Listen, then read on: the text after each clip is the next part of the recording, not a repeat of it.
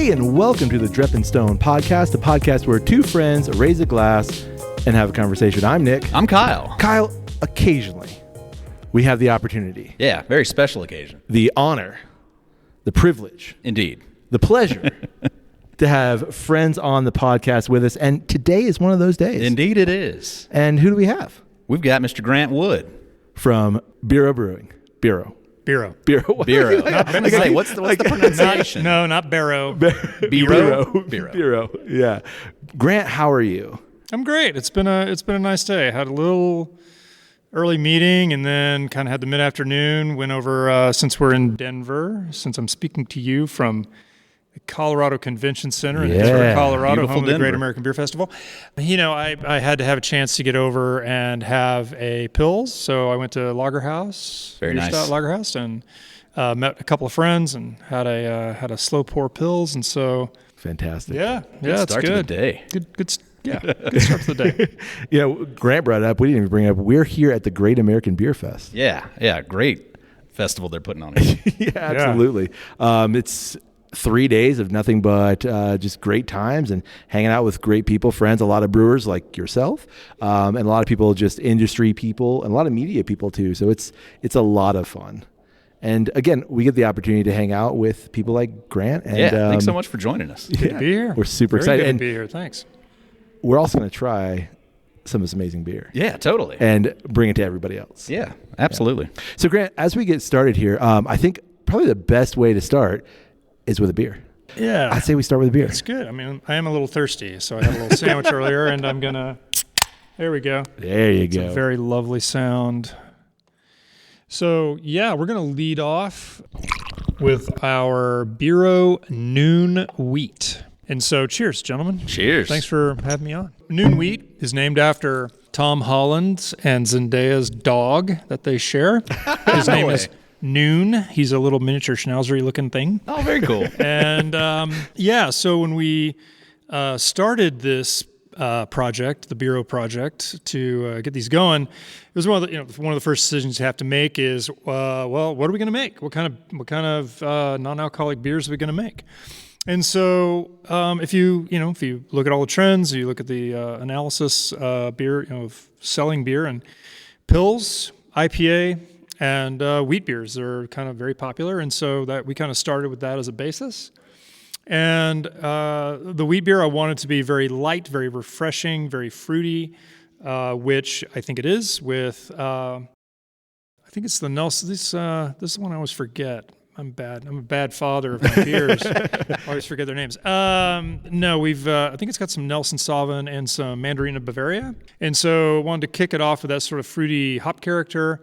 And then we had a kind of a tropically hop extract and a little bit of natural lime and orange flavor to kind of, again, get that nice fruity, crisp wheat character, obviously with wheat malts and pale malt to get that flavor. And so looking at it, it's got a little bit of haze like a wheat beer's supposed to. It's for sure. Very nice kind of foam, good cling. Again, very happy with that. And living in Texas as I do, it was my definitely go-to for the summertime. And it absolutely shows why. It's super drinkable, crushable. And for me, anytime I experience a new beer, it's always the nose.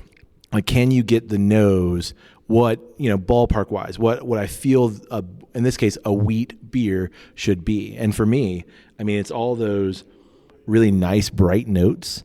Flowery, floral, you get there's a little bit of hoppy, it's just kind of hanging out in the back there, and just fantastic. Yeah, fantastic. Didn't want it too bitter. Yeah, the nose is really pretty. Yeah, very fresh, very fruity. That's fantastic. Yeah, and does it smell like beer? Now that I've tasted it, now that's a great question, because I tasted it, and now I'm like, yeah, it tastes like I think a beer should. Tastes like beer. Does it smell like a beer? Yeah, hopefully it smells absolutely. Like a beer. A little fruity beer, but yes. Yeah, and I think that's it right there. Yeah. Like, if I were to give this to someone and never tell them this is an NA beer, I think they would say this is a fruit beer. Yeah. Or this is a fruited something. Yep. Yeah, it's just that really nice floral quality, and I think fruity is right. Little malt, little cereal exactly. kind of finish, which says beer. So yeah, I mean, that's the goal. We're making non-alcoholic beers, and so with the emphasis really on the beer, not really on the non-alcoholic. Yeah. you're going to get people that I do who say, well, what's the point, right? Why am I drinking a non-alcoholic beer? And I guess the point for me is that, and for some other people is that, we want a beer. There's not, if you're grilling out or you're in the kitchen at home after work or you're whatever, and you want that taste of a beer, but you don't necessarily want to worry about, if I have a couple, am I going to be really sleepy at 8:30 in the evening as I'm trying to put the kids to bed, or am I going to be a little groggy or not feeling so fresh the next morning? You don't have to worry about that, but you still get your beer thing, and it scratches that itch. I think that if you want to have a beer with dinner or something like that, but you want to make sure that you don't have too much and you feel good the next day, I think it's important. So that's the point. It kind of does both. It gives you the beer, but it also gives you the freedom to not feel like you've had too many the next day. Well, and I think personally, like for the NA beer, just the realm in general, it's kind of exploded over the past couple of years at this point. Definitely. And it's just it is I think fitting a specific need that people have been looking for. And I mean, this one does it great. We were at a media brunch earlier, and that's something that really big beer companies are obviously they're talking about. Yeah. And it was Jim from Sam Adams was Boston Beer. He's kind of talking about that same thing of, this is not necessarily this is all I drink, or it could be. It's for everyone. It's for a beer drinker who, yes, I want a beer, but I don't want everything you just mentioned. I don't want to feel heavy. I don't want all the stuff that goes along with it, and not today. I was in a meeting today talking to a distributor, and really led by my sales guy and Declan and marketing. Just numbers is that if you go to the store and you're kind of watching the carts go by, people that are buying non-alcs, 90% of them also have some alcohol in the Exactly. basket. And so it's just another option for them, maybe be for them or for their friends. Maybe they're being conscientious about it and do that zebra drinking thing that some people talk about, right? You have a beer, have a non-alcoholic beer, for sure. Yeah. Something like that. So, yeah. Yeah, I mean, and that's my experience. Am I going solely to NAs? No, but it's that it's a Tuesday and I've got to go to work, or I've worked out and I don't want all of that. Yeah, and I still want those flavors. Yeah, and that's just to kind of bring Tom into the conversation here. That's kind of where he started. Tom did go completely sober. He went sober about 3 years ago. He woke up one on New Year's Day and said, "Man, I don't feel like great. What am I doing? I think I'm going to do the dry January thing," which turned into dry January, February, which turned into dry. I'm going to try to get to my birthday, which is in early June. And then by that time, he was like, "Okay, I think I'm living better. I'm feeling better, and I'm just a better person personally without the alcohol." And then when he kind of started researching this and getting into the non-alcoholic space, his brother's a chef. The other one's a director, producer, actor, and they still have a beverage. They still drink beer and have wine and stuff like that. And he's not telling people that that's bad. He goes, "Hey man, I made this choice, and I wanted to make these beers so I could hang out with my friends, feel like I'm enjoying it, having a beer with them," because that's a thing, right? Pub culture in the UK. Absolutely. So I want to be with them and be enjoying that and not feel like I'm drinking my, my soda and lime over here and kind of just feel awkward. Yeah. But he doesn't deny anybody else. It's going to be maybe having an alcoholic beverage or something like that. And so he just wants it to be out there as an option and a part of making people's lives better and more enjoyable and giving them another option when they're hanging out with friends. Yeah, totally. Going and having a beer. And I've found just in the last couple of years since more NAs have come out, it's that I still want to feel, like you just mentioned, Grant, I still want to feel a part of. I don't want to feel like, Nick's over there just drinking water, where holding a can, there's something, aesthetic, there's something, that atmosphere that you're holding a can or you're holding a glass and I don't feel like an outsider. Yeah. I'm still doing the thing. And it also in some ways makes everyone else feel comfortable too. Because, you've made that choice. You don't want to do that. We support that. But don't feel, I guess, in some ways judged because Yeah, and that's the other thing that makes you obviously, this is radio, so you can't see the or podcast, so you can't see the package, but part of the packaging was to really give it that premium look. If you're holding it in your hand and it looks like a kind of, I think, a classic beer can. Absolutely. Looks good with the gold cream color bottom on the wheat. In addition to brewing, I occasionally get out and try to sell things. And so I did a meeting with a guy at a restaurant group down in Texas, I'd known him from a previous job, and I was saying, hey, can I come in taste you on some stuff? And sure. So I had this meeting with him and managing partner, and we're kind of into it. We're into it about 5 minutes, and he finally goes, wait, he looks at the can and goes, this is non-alc? And I'm like, yeah, that's where we're going here. He's Highest like, compliment. oh, okay, Yeah. okay. Cool packaging. I'm like, okay, great. Well, let's taste it, and then you'll really be hooked. Right. So, yeah. Definitely high compliment when someone who expects something like, wait, and I like the aesthetic. I like what's going on. I think that's also a huge selling point for people. And there's a lot, like I said, there's a lot of touches. A lot of these, and we can talk about the others later, but like Noon, like I said, is Tom and Zendaya's dog. What's also kind of fun is here on the label under the BERO, you see this little flourish, right? Oh, you see yeah. a little fish. Yep. So that's taken off of the coat of arms of Kingston-on-Thames in the UK, where Tom grew up. So it's just we call it the humble trout. The little trout down there is again, an homage, a nod to his family and where he grew up. So that's so cool. And he's got a great family. They're very tight and very supportive of each other. Great people. Got to meet them too. So very cool. It's been fun. I mean, back to the beer, I think that's where NA beers have come so far in the past few years, is getting to the actual beer experience. Sure. Without sharing too many secrets, has that been a difficult process for you guys to get it there? Yeah, I mean, it's a little bit of a challenge, honestly, but I came at it from my decades, as it turns out, of experience, right? And I wanted to do it in the simplest and most beer-like way. And so it's brewed, it's malt, water, hops, yeast. Obviously, we have a flavoring in this one. We have some hop extracts in these, but it's a low-gravity type of brew. Right. And then fermented with a maltose-negative yeast, and it works. I mean, if you get your conversions right in the brew house, right, get your primary level or your original gravities correct, then it ferments the glucose that you've made for it, and then it stops. It's not like you have to get super aggressive with cooling. You don't have to centrifuge it after 24 hours. I've heard of ones where they add normal yeast at a relatively cold temperature. They really don't let it sit, and then centrifuge it off to get it off the yeast, but it has that real just sort of little kiss of yeast that's in there. Sure. And then obviously there's bigger companies that use technology. Right. So they'll make a full strength beer, and then they'll run it through a nano filter to separate the water and alcohol from the body of the beer. Or you run it through a vacuum distillation system where you pull a vacuum on it, beer boils at 70-something degrees, and you get rid of the vapor and maybe capture it for something else, and then you hold on to what's left behind, redilute, reflavor, and that sort of thing.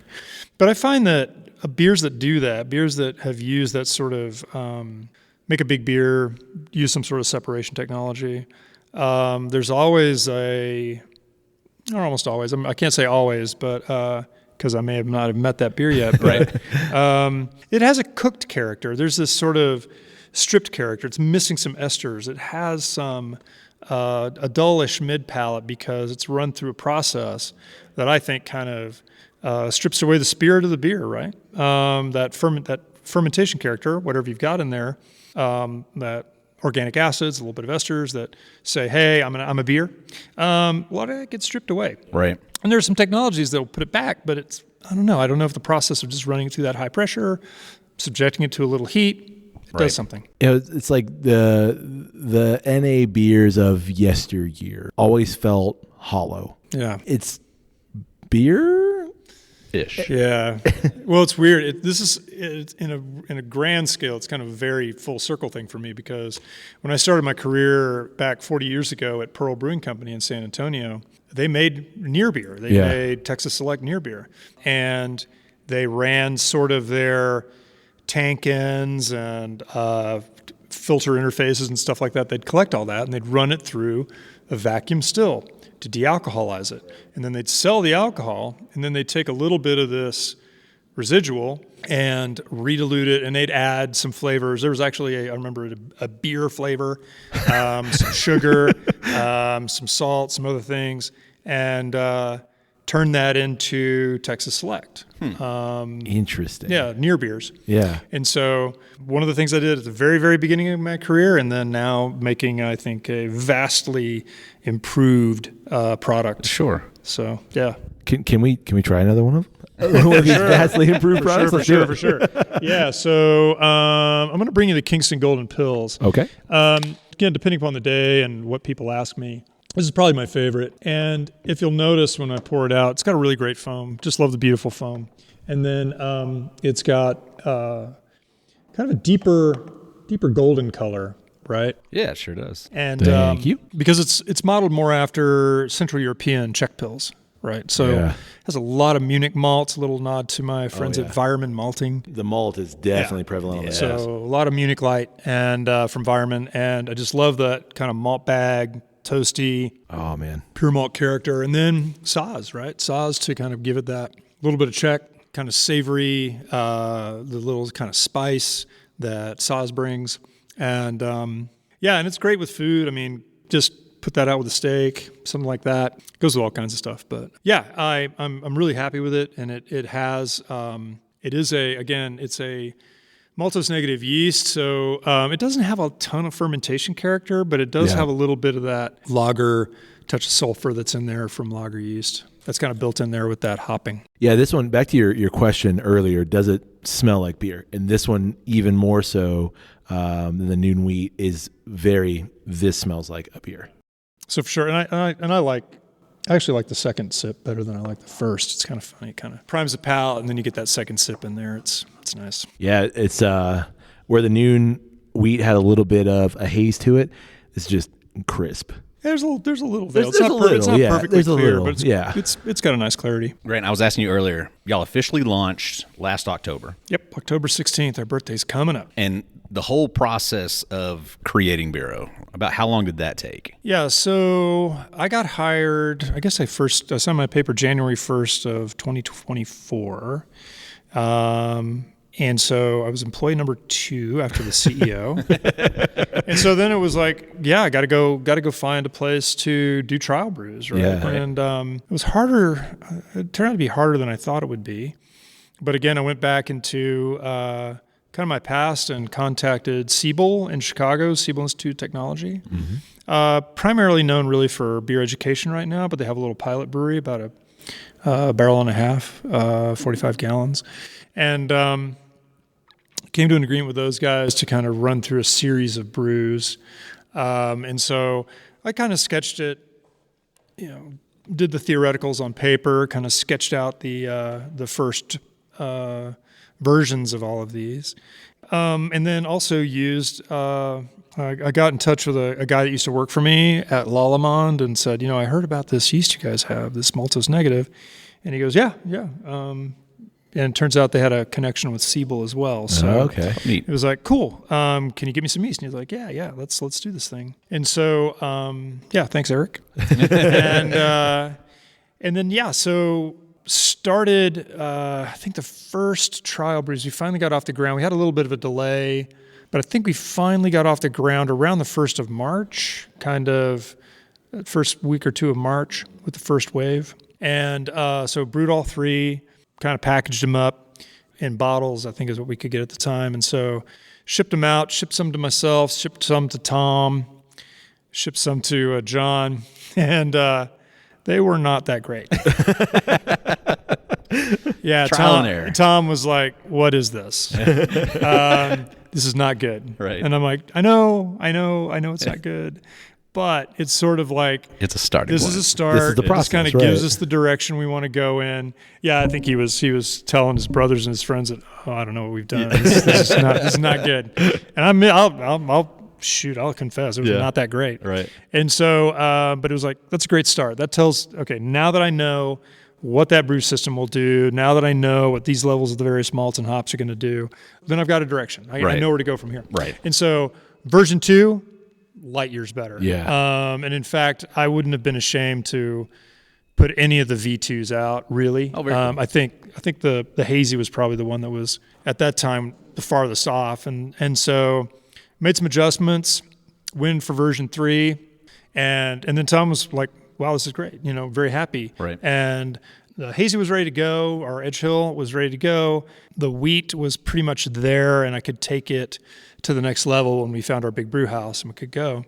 And the pills needed a little more work. I wasn't happy with it. Mm-hmm. And particularly in the first versions, I used a different yeast that it didn't do what I wanted it to do. And so I was like, okay, so we're going to go back to the Lona.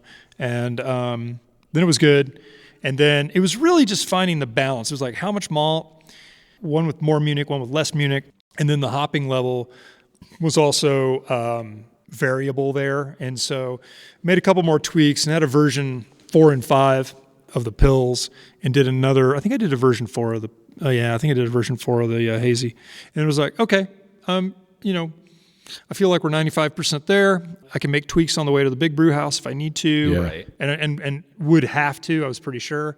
But yeah, I was happy with the general flavor profile. And and that carried us over. So And do we were you ready to see rock. these as products that like you're here, but you're not afraid to tinker with them, or like, nope, we've got it dialed in. And as we grow, as we get new products out, that's where the small adjustments are going to happen. Yeah, I think this first 3, well, even the first 4, we'll taste the 4th. I think we're in a good spot. Yeah. Things may change depending upon hop crop year and stuff like Sure. that as usual. If something becomes harder to find, we may have to do some tweaking to hop character and stuff like that. But that's half the fun too. I'm sure as a brewer, half the fun of like, in the challenge of this is now prohibitively expensive for whatever reason, or we can't get this, it's not readily available. So how do we maintain the quality of our product? Yeah, and the flavor profile. Exactly. Because once you've established it, people don't really want to use, they don't want you to use it. No. Yeah. We're kind of there. Yeah. Yeah. These are fantastic. These are great. Thank you. I appreciate that. They're really, and what I really like too, and the more that we've been doing this 5 years now, and the more that we talk with brewers and we talk with people who, they're maybe independent bottlers or they're working distilleries, it's very much a group of people that want to compete with one another, but are also happy to help each other too. And it seems what you said early on in this process is there's still some of that going on, even at a large level as well. Yeah, I mean, one of the greatest things about being in the brewing industry that I've loved is that collegial feeling. Yeah. Right? I have been around for a while, so I've made friends and colleagues throughout the years that I can call back on and say, hey, what do you think of this? Yeah. Or do you have any experience with this hop? So those connections come in handy. And then just broadly, if you're in the brewing industry and you're a brewer, if you show up at the door of somebody's brew house and say, hey, how you doing? I'm Grant. I'm with BERO. And they'll say, who? Right now? That will change. That may change. No, it will change. Working on I can feel it. But no, it's come on in, let's taste. Let me show you around. Yeah. And that's always a lot of fun. And glad to do that myself when I can. Shall we move on to another one? Yeah. Yeah. All right. What do we have next? Yeah. So next we have our Edge Hill Hazy IPA. I talked about the Kingston Golden Pills, which was named after Tom's hometown. Edge Hill Hazy IPA is named after Tom's secondary school outside of or in Kingston. Imagine naming it after your high school, right? And that's basically what this does.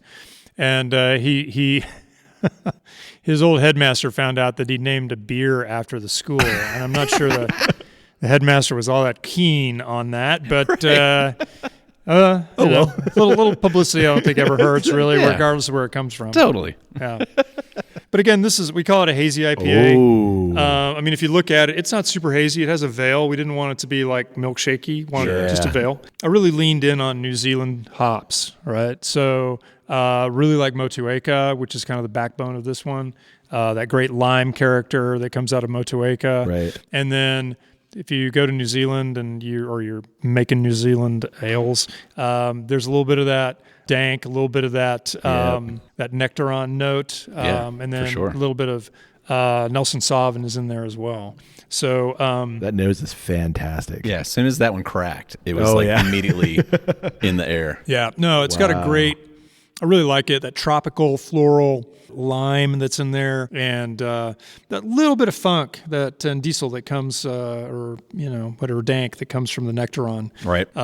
Really adds more of that tropical complexity too. And then super drinkable. We wanted to be approachable. Yeah. I didn't want hop burn. I didn't want any of that sharpness on the finish. In one of the early versions, it was a funny thing where I guess before I added it was also very pale, even paler than this originally. Wow. And Tom poured it for Zendaya, and Zendaya goes, I kind of like this, which means it's probably not a beer.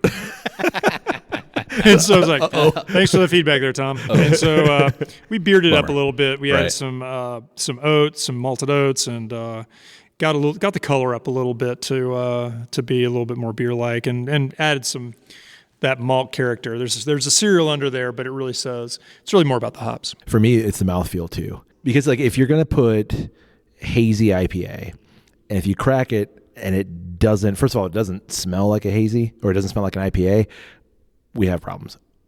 That absolutely nails it. Yeah.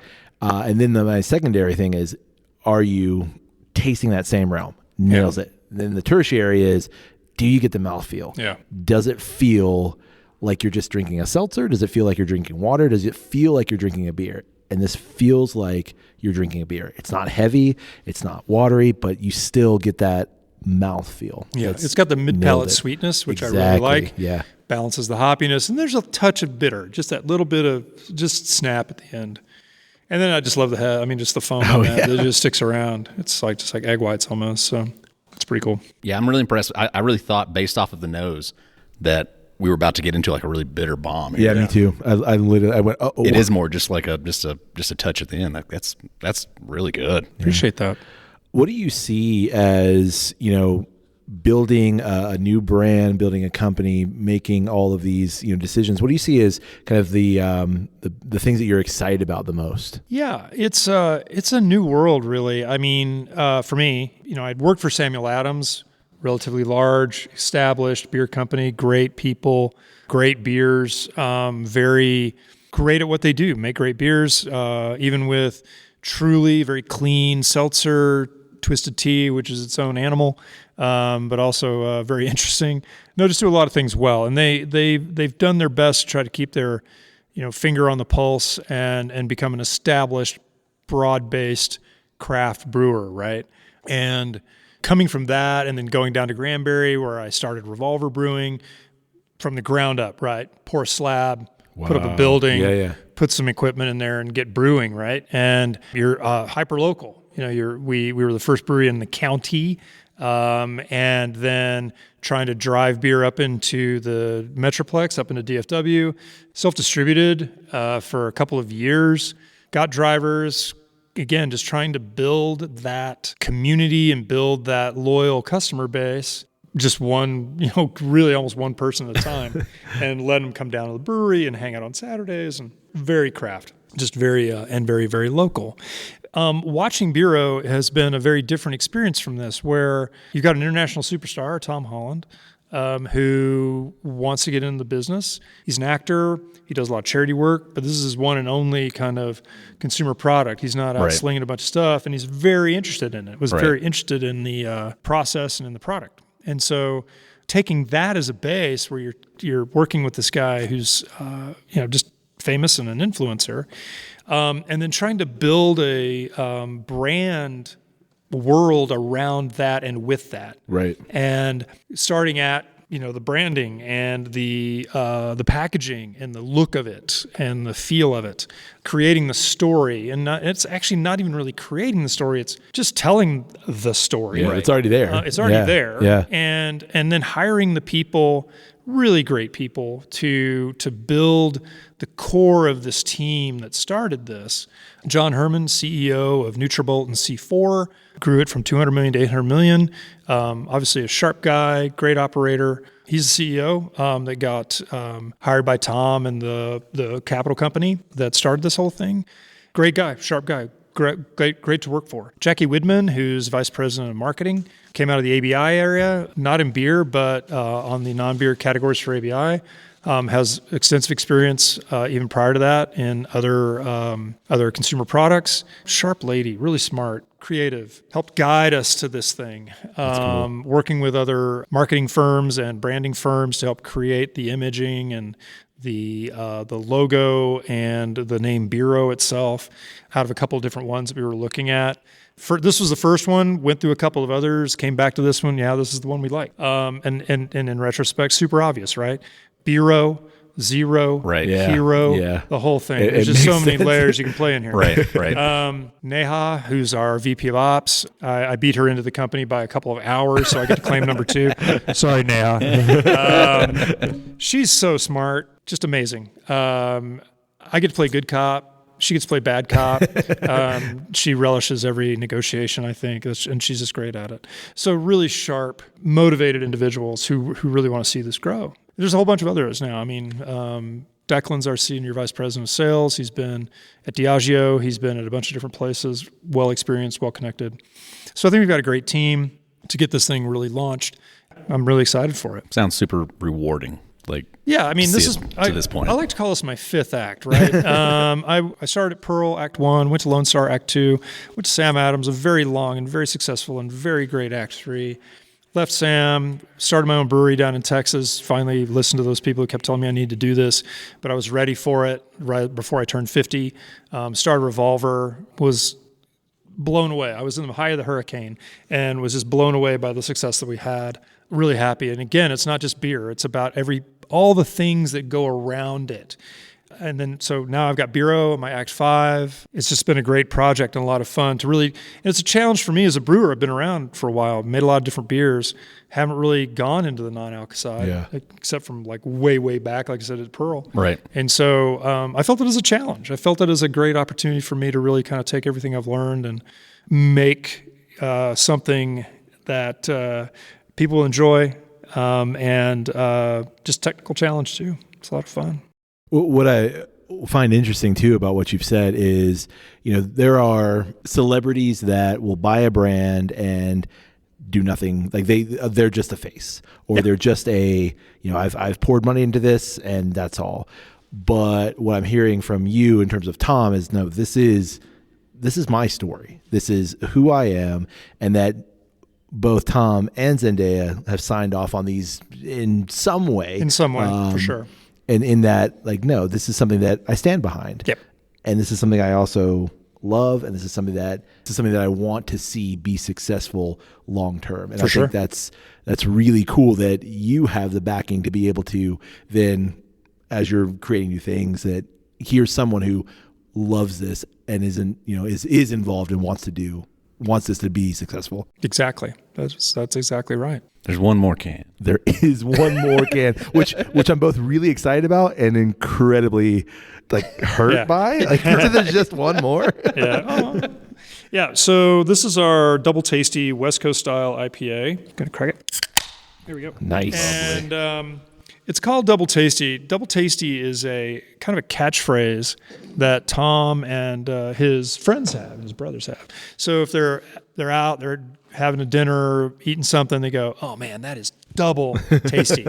And it was kind of funny because we're like, that's kind of a silly name. Do we really want to do that? And then we were at the launch in New York last year about this time, and again, we had kind of a big family dinner. His brothers, his parents were there. We were all there, and some of his friends. We're all just having this dinner before we really get launched. And we heard that. It was like, "Oh, man, this food is double tasty." And we're like, "Huh? I guess it's legit. I guess you guys really are a real saying thing." I mean, it's little things like that I think are going to connect so well. Yeah. That everything has such a personal touch to it. Yeah. And all the way down to the beer in the can. It has all that history and all that kind of curation. Sure. You can totally notice all of it. Yeah, for sure. Thanks. Yeah, so West Coast style IPA. If you talk to 100 brewers, there's 100 different opinions on what is a West Coast IPA. That, yeah. On the first versions of this, I went back to that kind of caramel bomb with a lot of Cascade, and I was going 90s, 80s, 90s, what I would have thought of as kind of West Coast, Central California IPA. Right. And people just don't like that anymore. I guess. Taste has changed. Yeah. It phased out for a reason. And so I, dialed back the caramel, but kept some more newfangled hops, supposedly. So there is a little Cascade in there. It's, again, homage to the very beginning. Mosaic, and then El Dorado, which I really like. And so dry hopped with some El Dorado. There's a little bit of some Amarillo hop extract in there. The other kind of kicker here, which is kind of interesting, if we've talked a lot about the hops, and it is an IPA, but we wanted to kind of dip our toes into sustainability and regenerative agriculture. And so went digging around in Google and was looking around about malts, regenerative agriculture malt. And so we found Proximity here in Colorado that has a regen malt program. Oh, that's cool. Tasted some of their malts, and basically most of it, over 90% is the Proximity malt here from Colorado. So it's got a very bright kind of hop character, very smooth malt with just a little bit of that caramel note in there. So I guess more of a newfangled West Coast IPA, or my Texan informed by East Coast version of a West Coast IPA. And again, great foam, beautiful. Yeah, I'm really almost love like it in the most glass. impressed by the foam. Cling, I on mean, each look one at of the them. cling. Look at the cling on this microphone.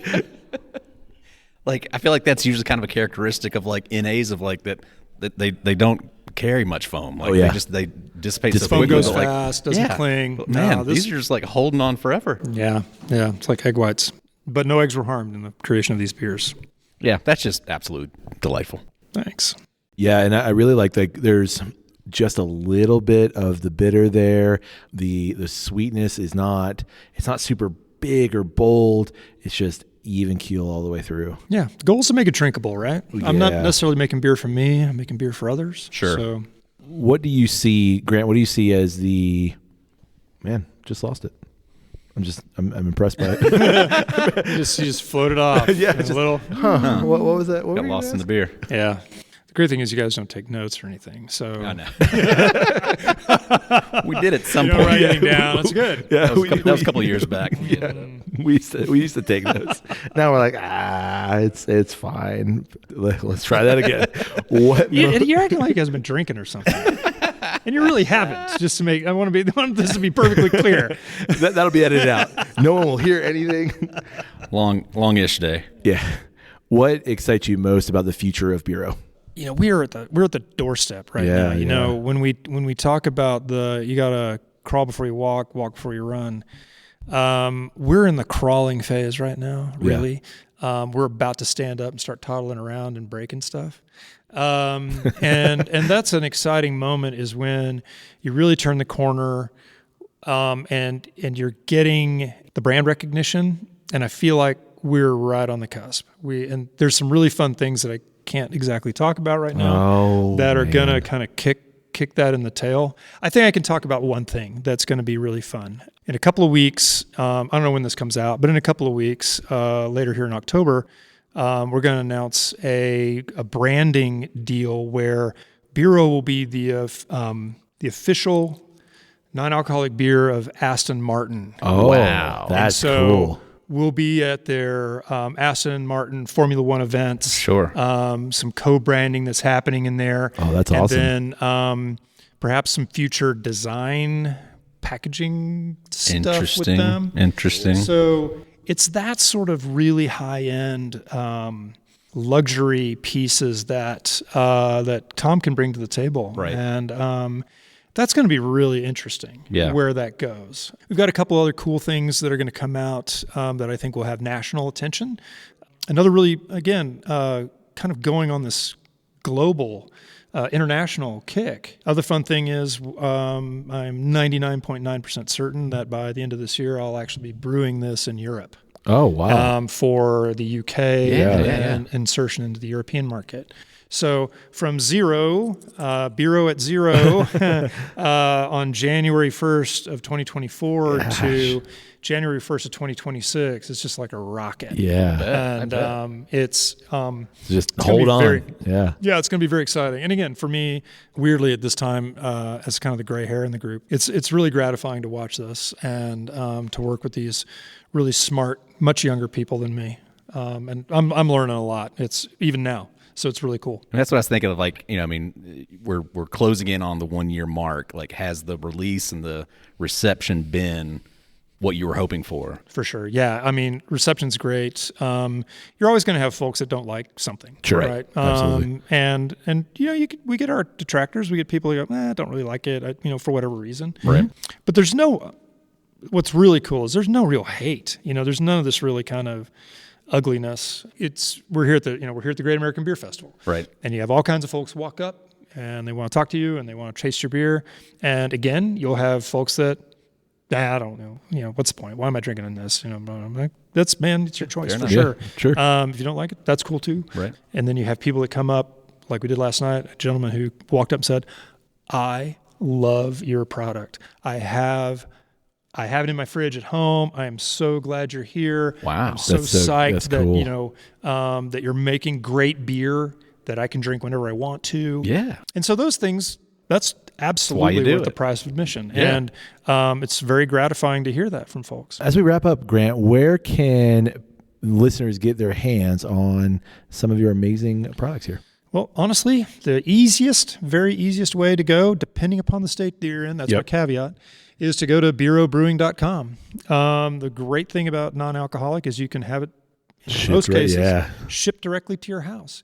We have a great club, Club BERO, where loyalty thing where you can build points, get free gifts, get the first opportunity to order new beers, things like that, which we do have right now that we couldn't bring to the festival because it's so new it didn't get out in time. Oh no! We have this coffee draft. We can't call it stout because it's not a stout, I guess, in the eyes of the TTB. So we call it coffee draft, which is a stout like NA made with cold brew coffee from Happy Coffee, which is Robert Downey Jr.'s coffee company. I was just saying, I saw something last week. So we brought the heroes together. It's incredible. like peanut butter and chocolate to bring the thing. They've been two great things that go great together. Yeah. The Avengers assembled to make a product. It was great. Incredible. And so, brought that out recently and it's gotten rave reviews. Very cool. It's nitrogenated. So a little less carbonation. So when you crack it open, pour it in the glass, get that good cascade and beautiful smooth finish. You got some of that upstairs? I don't. I'm sad. However, there may be one down the block at the Target. I didn't walk over to the Target. Oh, okay. I should go look. We might have to go take a peek. Go take a look. So going back to the original question, which was how do you get it? Go to BERObrewing.com. BERObrewing.com. You can also we're on Amazon. Okay. So you can order from Amazon. Very good. And then depending upon where you are in the country, we are at a lot of Target stores, Total Wine stores, Sprouts. We hope to really, since you guys are from Florida, we've been talking to Publix. Yeah. Tell your Publix people that you want, if you have friends at Publix, please tell them that they want BERO. And so we've been talking to them. Yeah, we're trying to get out into most major grocery. And how about for our listeners in the UK, Ireland? Is there shipping there yet, or is it? There is. You can order it online in the UK. We're working on a couple of different retailers there on the grocery side. Okay. But we are, last I knew, still at Selfridges in London. Okay. So we had placement there last I knew. So try Selfridges. Okay. For now. We appreciate you taking the time out of a crazy busy schedule here at the GABF. Thanks for letting me sit down. That's really. We had chairs for you. Last night it was like, that's 5 hours just standing there slinging beer. It's nice to sit down. Yeah. But I appreciate the time. It's been great talking to you guys. Yeah. Absolutely. I mean, congratulations, because what you've put together is fantastic. Yeah. I appreciate that. Absolutely. Absolutely. Thanks, Grant.